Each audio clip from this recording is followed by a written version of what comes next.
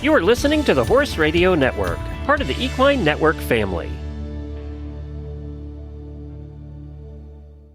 When you do have these accomplishments, you really need to savor the moment because, like you said, you can't expect to win time after time after time. And sometimes when you say achieve a goal and then you're just ready to move on to the next one, I feel like you need to take a minute and pat yourself on the back and enjoy what you just did, because as soon as you let go of that, then you're back to, trying to attain it again. And so I've learned, and I would say that's somewhat recently, to really savor, an accomplishment that I feel like I've set and made, and enjoy it, because it may not happen, the next horse show. You're only as good as your last ride, kind of thing. You need to savor those accomplishments. Welcome to the Practical Horseman podcast, featuring conversations with respected riders, industry leaders, and horse care experts. The show is co-hosted by Practical Horseman editors, and our goal is to inform, educate, and inspire. I'm Julia Murphy, and this week's episode is with top West Coast hunter competitor and trainer, Jenny Karazissis. For as long as she can remember, Jenny's goal was always to be a professional rider. Even as a young girl riding ponies, she knew that's what she wanted to be when she grew up. Starting off with lessons from her babysitter, Sherry Rose, Jenny went on to have a successful junior career, and at its conclusion, immediately became a professional working for Sherry. Then, in her early 20s, Jenny started dating her now husband, Coast Karazissis, a successful competitor and trainer in his own right. The two combined their efforts and have been riding and training together for decades. Jenny and Coast run Far West Farms out of El Campeon Farms, located in Thousand Oaks, California. Family owned and operated since 1971, Far West Farms and the Karazissis family specialize in hunters, jumpers, and equitation at all levels. When she's not training horses or students, Jenny is competing on some of the biggest hunter stages in the country. Over the course of her career, she has won numerous national and international hunter derbies. A few of Jenny's favorite career highlights include winning the WCHR Professional Challenge at the Capital Challenge Horse Show, winning the $500,000 Hunter Pre-Finals at HIT Saugerties, receiving the CPHA Horsewoman of the Year Award and the USEF Zone 10 Equestrian of the Year Award. In this episode, get to know Jenny and her journey in the sport, learn about her training program for both students and horses, and get insight on her favorite exercises at home that make her horses fit, happy, and successful. Before we dive into the podcast, I'd like to thank the sponsor of this week's episode, Purina Animal Nutrition, and share their message. This podcast is sponsored by Purina Animal Nutrition, with 3 research-backed ration balancers to fill nutritional gaps in your horse's diet. Enrich Plus delivers a concentrated source of protein, vitamins, and minerals without unnecessary calories. Enrich Plus Senior features Active Age prebiotic technology and Outlast supplement for aging easy keepers. And Omega Match is rich in omega-3 fatty acids and vitamin E, great for horses without access to green grass. Find a ration balancer for your horse at purinamills.com/ration balancers or visit your local feed store. Now, enjoy the episode with Jenny. I always like to start with, how did you get interested in horses and riding to begin with? I was very young. As far back as I can remember, I begged my parents for a pony, and they finally gave in that they said, why don't you take a couple of lessons first and see if you do want to continue with it, rather than just go out and get me a pony when I've never even sat on one before. And it just so happens my babysitter owned a horse that she kept down the street in a neighbor's backyard. And she agreed to give me lessons. And that's kind of how it started from there. And how old were you when that started? Do you remember? I was 7 years old when I first started taking lessons from her. And she was not a trainer at the time. She is now, but at the time she just, would ride her horse in the backyard and also, had an affinity for horses. And you got the horse bug when you were a little girl, like so Definitely. many of us. I mean, I think there's something to it. It's in your blood. You yeah, have to have absolutely. it and you don't, I totally agree. I totally agree. And so, since then you have come through the sport. You are incredibly talented. You've had so much success. And what is it about the sport that has kept you involved for all of these years? Well, thank you very much for your compliments. I appreciate that. Again, I can't imagine doing anything else. And I never look back the whole time. I mean, I've been since I was 7 and I'm now 61. So I think the only time I ever took any time off was when I was pregnant. And that was just from the actual riding, but I still was very involved in teaching or, one way or another. I always couldn't wait for the next horse show. I just love it. And can you speak about some of your mentors throughout your career and people who have influenced your riding career? Oh gosh. I would say that Lou Thomas was an idol of mine when I was first starting as a professional. She was, such a beautiful hunter rider. And I always thought, I looked up to her and wanted to be like her.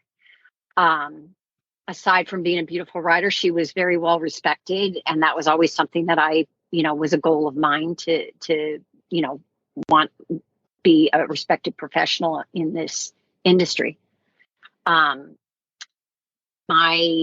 course, Sherry, who was my first trainer, was a big influence. And Sherry would also have clinics. She would invite people to give clinics when she did eventually become a trainer. Ronnie Much was my trainer when I went east to compete in the medal finals. That was just 1 year that I did that, my last junior year. It wasn't very common for people from California at that time to go east for the finals like it is now. Yeah. But Sherry was aware that if you wanted to do well, or, that you had to involve somebody who was experienced in it. So, and Ronnie Much was the person that he would sometimes give clinics. And then, so I was familiar with his way of teaching and comfortable with him when I went east. George Morris also was a person who I went to a couple of his clinics and was very influential in my riding. Kathy Kuzner, when I was as a professional, not a junior, she would occasionally come and give clinics at Far West. And I remember, having so much respect for her. And she, I feel like, changed my riding after I kind of had developed a style and, kind of had a habit of how I rode. And she, made a little bit of changes here and there. And I felt so comfortable in doing some changes where I had already been so set in my riding. Does that make sense? Right. Yeah. And so I would say she was an influence also. I mean, there's been so many people. I don't want to leave anybody out, but those are ones that really come to mind right now. Yeah, I know you can't touch on them all. I totally understand. No. There's so many people that come into our lives as riders, and it could just be one little thing they said, or they could be there for years, but there's so many people. Yes. And Tom Hardy is another one, just came to mind. He also would come out and give clinics. And, I can just remember where I struggled.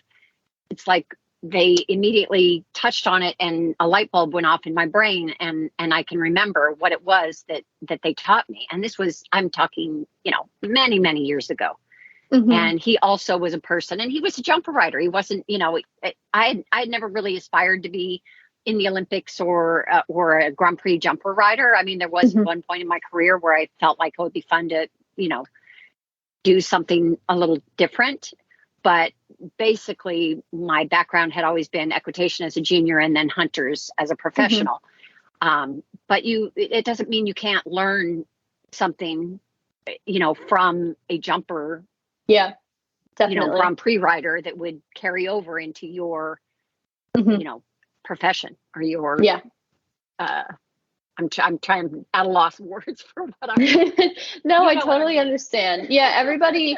I mean, so many of the tools can be used in no matter what discipline, whether it be hunters or jumpers or equitation. Yes. And actually, so like you said, your focus for most of your career has been, or I should say, you did the equitation in your junior years, and now your biggest focus is in the hunters. So yes. What is it about the hunters that you love so much that just drew you into it and has kept you doing that for so long? That's a good question. I mean, the art of it, the beauty of it. I love watching a good, even as long as I've been doing this, I could still sit in the stands at, Capital Challenge or, Harrisburg and all day long watch these, beautiful, talented horses and their talented riders and try and, I learned a long time ago that you never know it all. And yeah. So you can still pick things up, no matter how long you've been doing it. But for me, it's entertaining. I love it, especially on that caliber, yeah. So that's kind of kept my interest and also the feeling of when you do get that round where you feel like you nailed it, you just thrive for that to happen again and again. It doesn't always, but you keep aspiring to that because it's very gratifying. Yeah, it's almost like you're chasing that high, even if, like you said, yes. You didn't even necessarily have to win the round, but there's just that feeling that that you did your best and your horse did your best, and it's a feeling that you just chase over and over and over again. That's right. Yeah, and over the course of your career, you have ridden many a horse. So I'm curious if you could pick a few horses in your riding career, who they were and why they were so influential in your career. My gosh, that is difficult. I mean, going back, I feel like there was a horse named Airwolf. He didn't really, for me, he was just a very special horse, and he was a horse that my husband and I owned, early on in at least my professional career. And he was very, very special to us because I'm trying to think of how to describe it. He was just very smart. And again, it was like he taught us, if that makes any sense, more than, and definitely. Other horses, Faster the Game was a horse. Two of Hearts was another horse that these horses I went east with when I was really a nobody, not well known on the East Coast. And it was so exciting to go there with a quality horse like that people were, clamoring to buy. And, that felt really good. And to have some success against those people that, had so much success at indoors and things like that. Those two horses also. Touchstone was a horse that I was a catch rider on. I won the professional challenge on him. I feel like he was, again, particularly important in my, career. Currently, Big Shot, who is, so important to us. I mean, he's one. Again, it's very exciting for me to have success, but it's even more fun when my husband's involved and it's together. It's a horse that we've worked on at home and trained. and gone to the horse show with. Not to say I don't get extreme joy out of catch riding horses and collaborating with other trainers, because I learned so much from other trainers when they're on the ground for me. But to have that, project at home that you go to the horse show with is really special. And his owners, Big Shot's owners, have been such loyal clients of ours, that the success that horse has brought is probably, the most special. Yeah, it's so rewarding, like you said, having a horse that you have at home that you're working with every day, and then to see them have success. There's almost like a next level of reward that comes with that. Definitely. So I totally understand what you're saying. And when it's such a team effort, I mean, even the groom takes pride in it, and you know what I mean? It's just, I get goosebumps thinking about it. I mean, how much joy that horse has brought us. Absolutely. And I'd like to go into your business, Far West Farms, a little bit. So when you juniored out and you became a professional, where along the lines did you realize that you wanted to have your own business and that you wanted to train and you wanted to compete, and when you established Far West Farms? Well, Far West Farms was very established by the time I went to work there. I became a professional right out of the junior ranks. I never, rode as an amateur, and I rode for Sherry Rose, my trainer, who was originally my babysitter. And so I knew as a junior that this is what I wanted to do. I wanted to go directly into the pros. I already knew that I could do that with Sherry, and I worked for her for a few years. I'm thinking at least 2 or 3 years as a professional. I began dating my husband, Coast Karazissis, and from there it kind of turned into, if we're gonna go on to possibly get married, I would should need to see if we can get along in that kind of situation where he would be, training alongside me, or I would be along him, because he has more years in the business than I do. And he and his brother together ran Far West Farms. And so I left Sherry and went to work for Far West Farms at that time. I believe I was probably 20 at that time, maybe 21. And it was wonderful. I mean, it really was. We have so much respect for each other, and just worked out amazing. I mean, we've been married 39 years, so we've been together for a very long time. That's beautiful. That's beautiful. Yeah. So what does your kind of barn family look like, and your training program with your students? So I would say that we've kind of downsized a little bit, and also I would say ever since COVID. Before COVID, it felt like on a hamster wheel a little bit. And honestly, we were going to horse shows, living out of hotels at least 3 weeks out of every month. And I never thought I would get tired of that until we actually were forced to stay home. And I thought, this is kind of nice.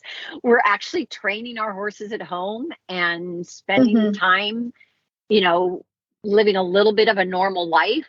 And so that kind of changed our program, I would say.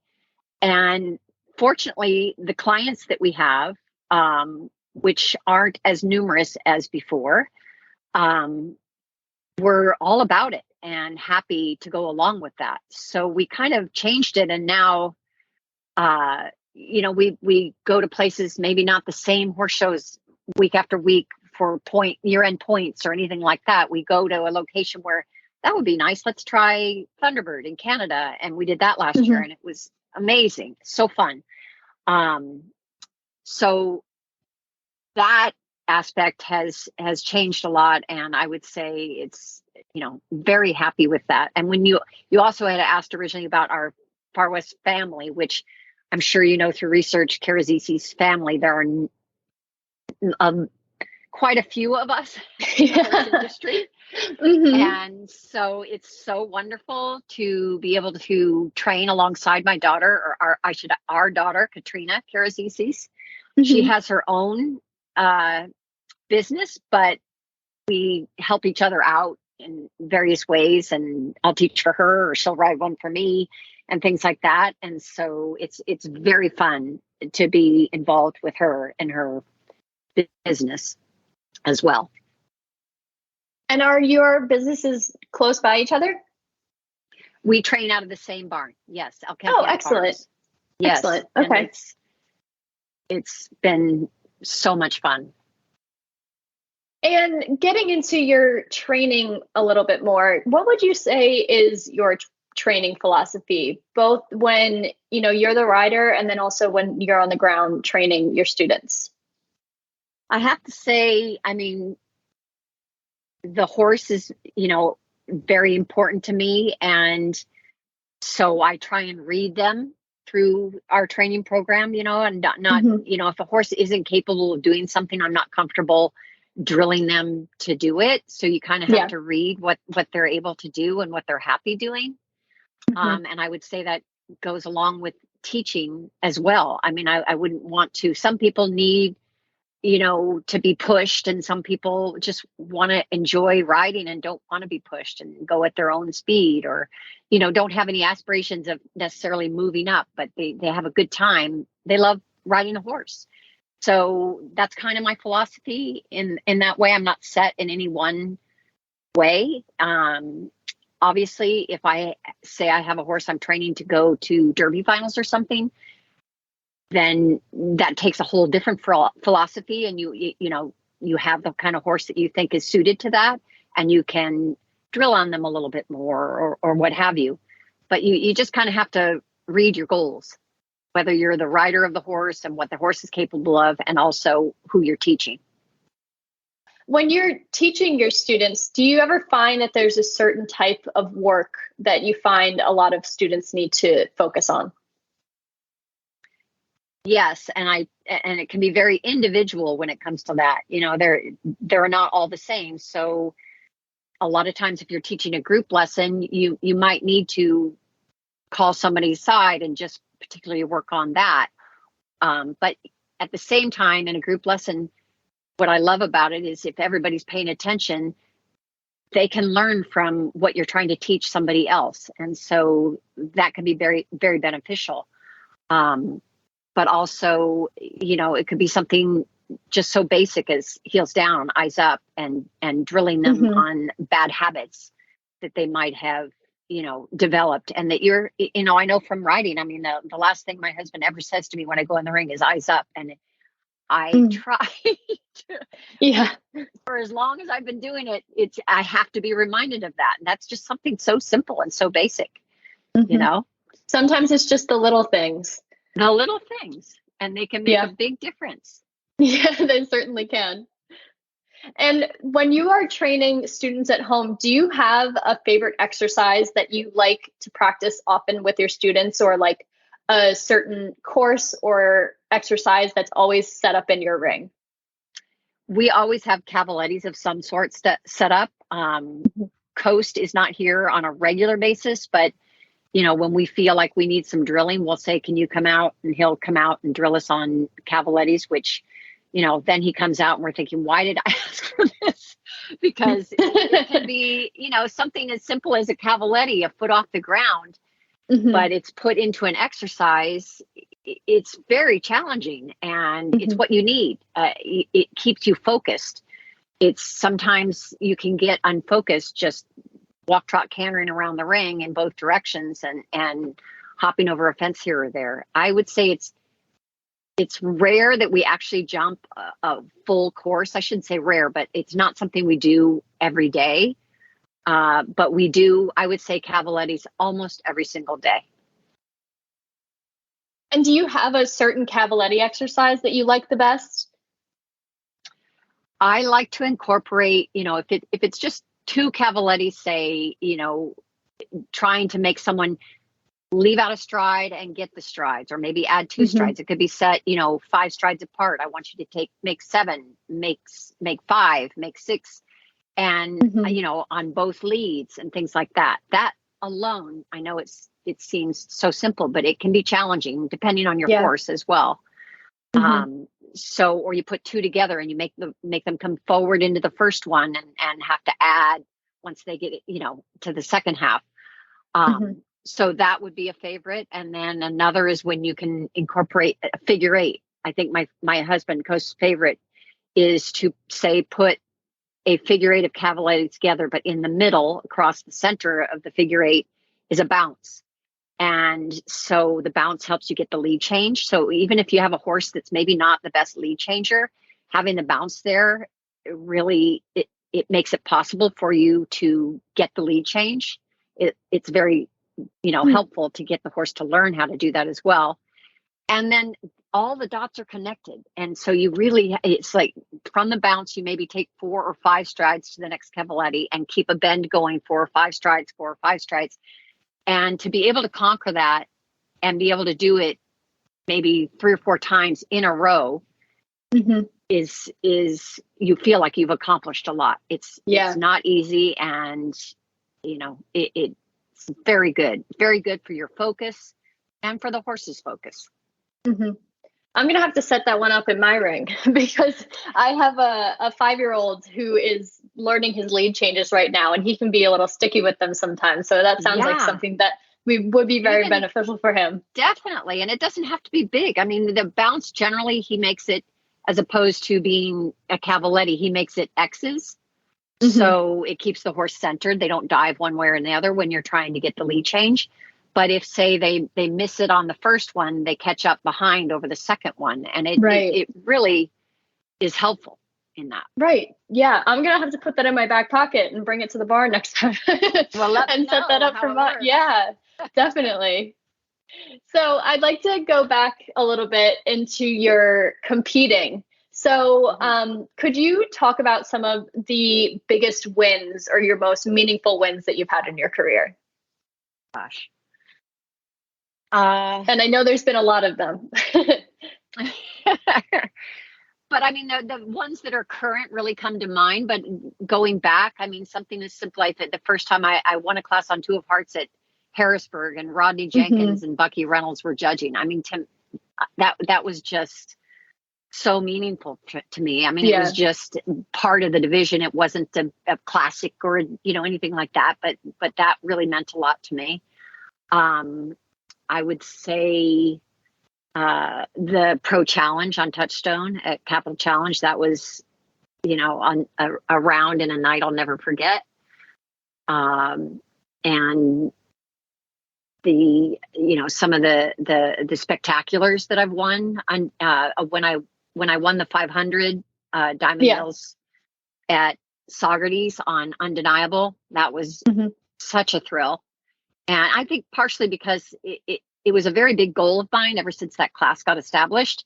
And I had been a few times before where I was really, close to getting it. And then to finally actually win it was, amazing. And, Big Shot winning the spectacular and really winning the spectacular was I would consider a very big one. As a junior, if I go back as far as that, CPHA medal finals, California Professional Horsemen's Association has a medal final. And I won that in my last junior year, which was, really gratifying. And again, when you set goals for yourself and year after year, you maybe get close, but you don't quite get it. So to finally get it is a good feeling. Yeah.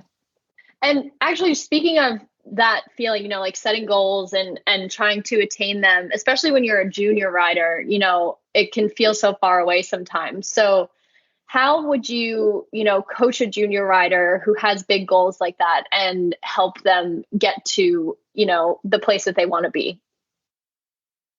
Well, hopefully you have the support of the family, financial support, and you can draw up I mean, I really do think you need to map it out and plan it out. It's not just something that, oh, I'd like to win that, and then you wait until it gets close and you start to prepare for it. I mean, it takes time to prepare for something, and hopefully, maybe you don't get it the first time you go for it, but that experience will only make you better the next time. That's why I would say, it would be very difficult to think that you could go indoors from California the very first time and expect to win. And so you need somebody who who is experienced in that and that can guide you to get to that goal. So it helps when you have students too. I mean, I've had a few where they're so great and receptive, and they're like, clay that you can mold. I mean, that's just so gratifying, even as a teacher. I remember that happened. Like when I was pregnant, I had to give up my riding aspirations. And then you delve into another aspect of it and kind of dive in and try and really work on that. And so I felt like my teaching became better when I was able to focus on the student as opposed to my goals as a rider. Definitely. Yeah. And in this sport, things don't always go as planned. Horses can be unpredictable. And of course, they're animals. We can't always expect, perfection out of them. So when, you're competing and something doesn't go as planned, how do you deal with not winning as often as you might like, or as much as you might like? I mean, it's definitely something you have to accept. And, I get upset about it. But you have to remember, there's another horse show, down the road next week, whatever. And so it's disappointing. And a lot of times you might be gearing up for a certain goal that you have, and then the horse gets injured. Like you said, there are circumstances that are beyond your control or yourself, which I've had numerous injuries through the years of my riding, where it's very disappointing to think, oh my gosh, I can't. I remember as a junior, I broke my ankle and I had a cast on, and I just didn't want to give up my goals. So I was riding with a cast on, which when I think about it now, I mean, how absurd. But at the time, I was like, I didn't think about, the future and how there could, there's just going to be another horse show. To me, it was, I really wanted it. And so you just kind of have to, you eventually realize you kind of have to accept and try and learn from it and, gear up for the next time. Yeah, sometimes you kind of have to take a step back and look at the big picture instead of having that tunnel vision, right? Right. Yeah. And another question that I love to ask and hear from professional riders and trainers, because, so many people look up to people like you, and you look so perfect and so professional in the show ring. But I think that even people at the top of the sport deal with nerves. So I'm curious if you do, and if so, how do you handle your nerves?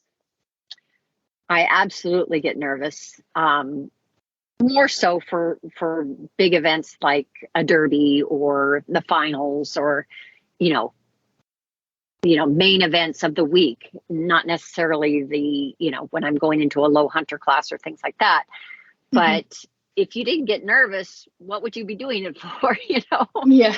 And so for me, I definitely have routine that I do that makes me, I don't want to say less nervous, but if I find myself in a hurry getting ready for a class, I just can't handle it. There are some people that can be, 5 out and not even have their, collar buttoned up. And for me, if anything, I get ready too early, but it's my comfort zone. And it's what makes it, makes me be able to handle the stress and the nerves. I get made fun of all the time because I'll be completely dressed in my clothes, even if I'm last in the class for walking or things like that. I'm very organized that way, extremely organized. And another thing is also, if you're nervous, I think it is important. I always find time, and I learned this through reading other professionals who I looked up to. In their routine, you need to set aside time where you're able to think about yourself and what's about to happen and what your plan is, and not have any interruptions. So that's something that's really important for me. Yeah, I've heard from quite a few professionals that they do something similar before a big competition or a big round, that they, take some quiet time for themselves to, go over, whether it be go over their course in their head or just meditate for a few minutes, just get some, alone time and gather your thoughts and prepare yourself. Yeah, I think, and if you can get yourself, for me anyway, like I said, some other people might thrive on hopping on at the last second and rushing their warm up. I'm always worried about not getting a jump. I mean, Coach will get so mad at me because I'll be, 10 out and I'll say, did you get a jump? And it's like, it's way too early, but I just know that it could happen that the jump won't be available or something could go wrong in our warm up and I need more time. And, so I'm constantly thinking that way and thinking ahead. But another thing I, for myself, have to think about is I get hungry often. And I know for some people, they can't eat before a competition, but I have to make sure that I have like snacks around or something, because it will hit me shortly before I'm going to go that I'm hungry. And that's not good either. So I don't know. Somehow eating calms my nerves. It doesn't make it worse. Hey, I think that's probably like that for a lot of people. Eating calms the nerves. Yeah. And just wrapping up here, I have a few more questions for you. So, what do you think has made you so successful in your career? Oh, gosh. I get that reaction from a lot of people when I ask that question. I mean, it goes back to the very beginning. I feel like this was a passion for me. This was not something, no one in my family rode. So it wasn't like I just followed in the family footsteps or something like that. This is something that I dreamed about as a child. And, so that kind of kept me going. And then I'm very goal oriented.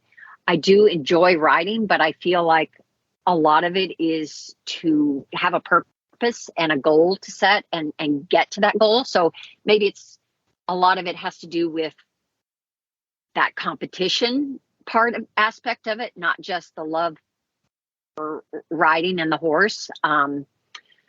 And fortunately, my passion worked out for me that I was able to accomplish things on, riding and I would say that that's had a lot to do with my success. It's amazing to think how long I've been doing this and I still love it. So, yeah. And I know it's that way for a lot of people who have been in this business for so many years and ridden for so long. It's not just something you feel like, oh, I've accomplished this. I mean, right now I'm a little bit at the stage where I have to start thinking about, okay, when is a good time for me to retire? And I don't feel like now is the time, but I know that in the back of my mind, I do have to at some point. I can't keep going, can't keep doing it. So that part is really hard. But what I do know is then I will continue in the industry. I will, whether it be become a judge or I'll give clinics or I'll, delve more into teaching. But I can't see myself just saying, okay, I'm not going to ride anymore. I'm done. I'm going to retire and walk away from the sport. It's a passion. It's something I just. Yeah, you can't walk away from that. Can't. Yeah. And so, we touched on this a little bit before that, this is a hard sport for everyone, whether it be professional, amateur, junior. So what would you say is the hardest part of the sport for you, whether it be time wise or emotionally, financially, mentally?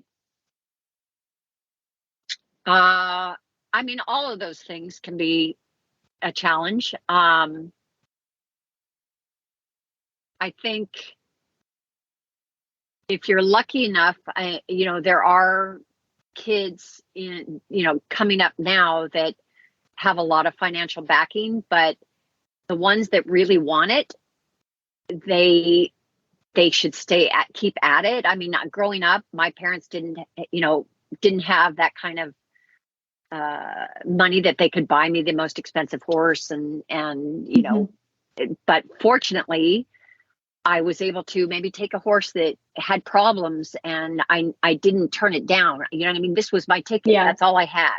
So you make the best of it. And I think that helped me a lot in my success, is that you make the best of a situation. And then you said, so emotionally, yes. I mean, some people, emotionally get too upset, and you can't with a horse. I think it's really important. And I've learned that. I mean, when you're having a bad day, maybe not horse wise, but something outside, it's something with your family, or you're sad, or it's something happened, and you go to ride, you can't take it out on the horse. And that's something you have to really be careful of. If somebody is an emotional person, they have to try and let go of that when you're riding, because it's not the horse's fault. And it won't get you anywhere. That won't work. And so that part is really important, that you're able to, and I sometimes feel like it takes my mind away from my problems, because you have to focus on your riding. Yeah. And that to me is such a great outlet. If you can just focus, the horse makes you focus, and you should be focused when you're riding. Yeah. And sometimes you'll catch yourself doing the grocery list, and that's when the horse explodes, and you're sorry you weren't paying attention. So that part, emotional, is really important too. You have to kind of be steady as far as that goes. The horse senses it. They sense your emotions. Yeah, they absolutely do. And very good point about, trying to leave your emotions behind you when you go to the barn. I know that, I mean, even myself, that's something that I struggle with, that if I've had a bad day and I'm carrying, bad energy, or I'm anxious or something, maybe that's not the best day for me to ride, because I don't want to carry it, into the barn. I don't want to put that energy onto my horse. Or like you said, sometimes going to the barn, you've had a bad day, and then it's a fix for you. And then, all of that anxiety floats away, and then you can focus on what you're doing. Definitely. Yeah. It doesn't seem so bad afterwards, Yeah, exactly. Looking back at your younger self, is there any advice that you would give her? I would say I don't have any regrets. I feel like I've really done my best and tried hard all along. So I feel very good about that. But advice, I used to take things maybe too seriously and get too upset over, a loss.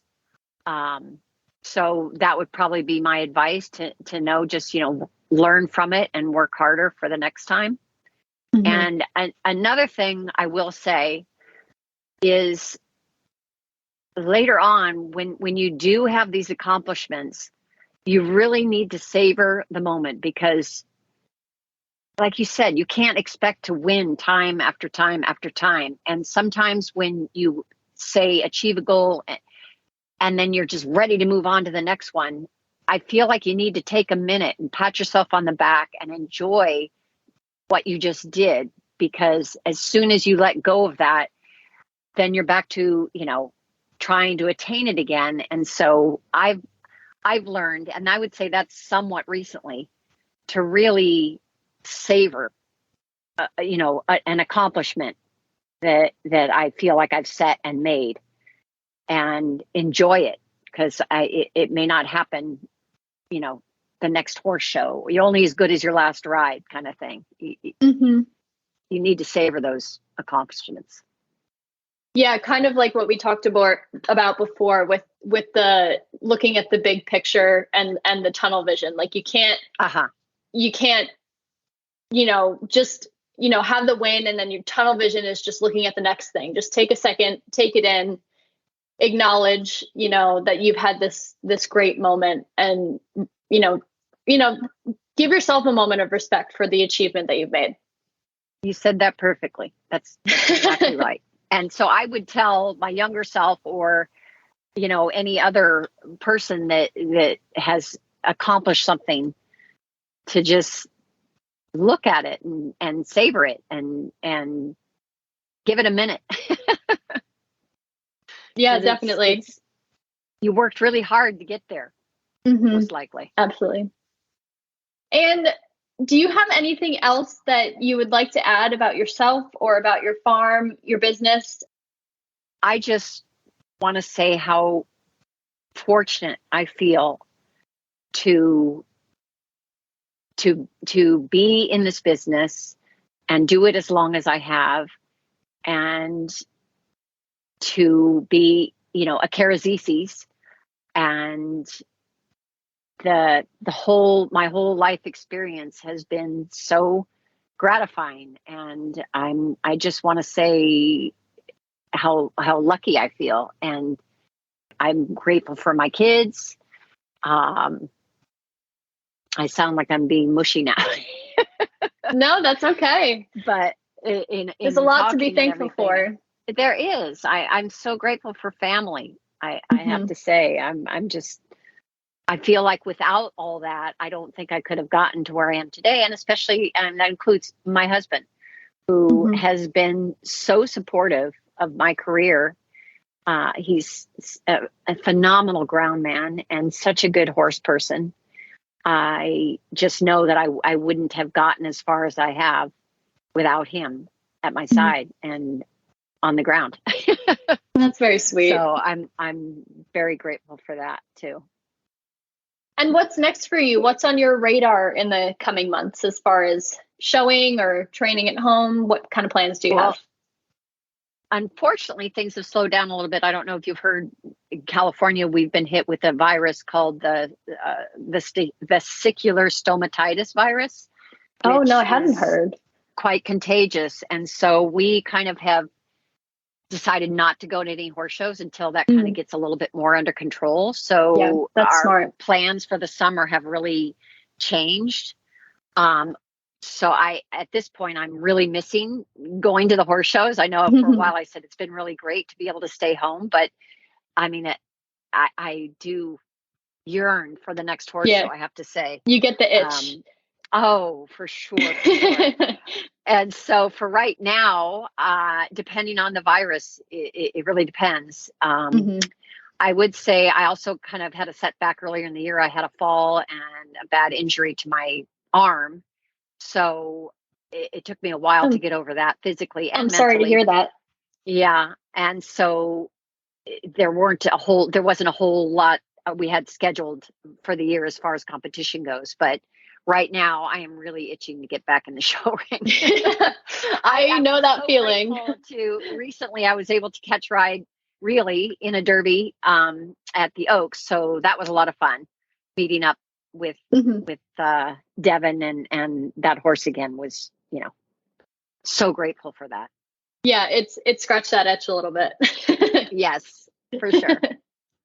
Well, thank you so much for taking the time to talk to me. I really appreciate you speaking with me, and I'm really excited for our listeners to get to know you a little better.